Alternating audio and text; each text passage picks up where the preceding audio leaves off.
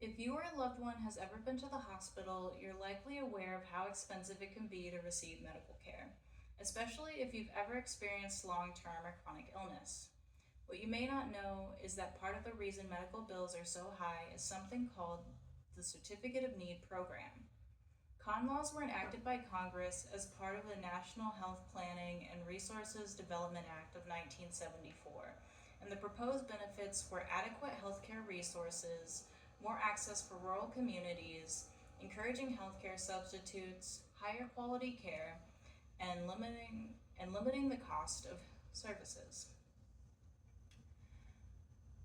However, con laws have been proven to negate all of the benefits they were made to facilitate. This is why Oklahoma should consider repealing its Certificate of Need laws. I'll first explain why these laws are such an issue for Oklahoman healthcare, and then I'll close out with testimony for repealing Oklahoma's Certificate of Need laws. You're probably asking, what are Certificate of Need or con laws? I'd like to use the definition proposed by Camille Walsh, an assistant professor at the University of Washington-Bothell and an author at the State Policy Network. Certificate of Need laws are regulations that require healthcare providers to get special permission from the government before adding or expanding healthcare services or facilities. Con laws hinder Oklahoman healthcare. Con laws limit quality of care at medical facilities, nursing homes, and rehab centers by limiting essential supplies, services, and workers. The Mercatus Center has quite a few reports on the impact of con laws over the last 40 years, written by economic experts at George Mason University. Matthew D. Mitchell's 2021 report on Oklahoma's con laws states, con restrictions are neither designed nor intended to ensure public health or ensure that medical professionals have the necessary qualifications to do their jobs. In 2016, from the same research center, Thomas Stratman and David Will reported that more recent research suggests that deaths treatable from complications following surgery and mortality rates from heart failure, pneumonia, and heart attacks are all significantly higher among hospitals in con states. Con laws make facilities less accessible and affordable. According to Oklahoma's state profile in 2020, research finds that con laws are associated with higher healthcare spending per capita, and research also finds that states with con programs have fewer hospitals in general, in rural and non-rural areas alike. Lastly, applying for a Certificate of Need can be very expensive and time-consuming.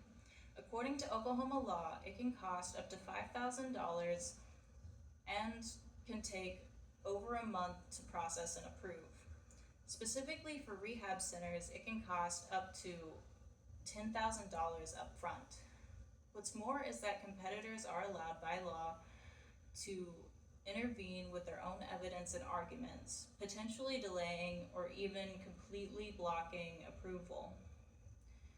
This application process has only caused frustration and delayed care for the people of Oklahoma. For example, Brian Schlomock and a group of scholars at the 1889 Institute in Oklahoma presented a case study on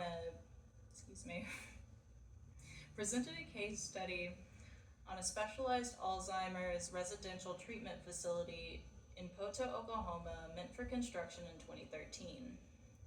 It took 14 months for it to receive con approval, but protests from multiple competing nursing homes in the area overwhelmed the proposer with legal fees, meaning that the project never got off the ground. Given all the information, it's easy to see why con laws are a hindrance on the Oklahoman economy and the well-being of our citizens.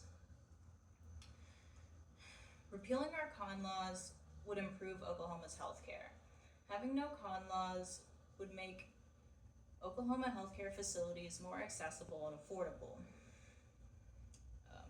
According to Stratman and Will in their 2021 study, Research shows that reforming or repealing these laws would improve both the quality and accessibility of healthcare for Oklahomans while lowering its cost.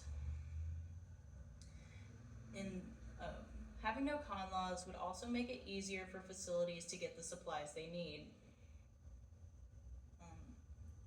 In the 1889 Institute study, scholars found that monopolizing facilitated by our state con laws meant that almost half of long-term care facilities for the developmentally disabled were completely full in July of 2013. Specifically, all 9 of Craig County's facilities were full, as were Canadians, LaFleur's, and Ottawa's. To conclude, it's clear that repealing Oklahoma's Certificate of Need laws is not just a bureaucratic necessity, it's a crucial step in ensuring a brighter, more equitable future for all Oklahomans. These outdated regulations have done little more than inflate healthcare costs, stifle competition, and limit crucial medical services, particularly in rural and underserved areas.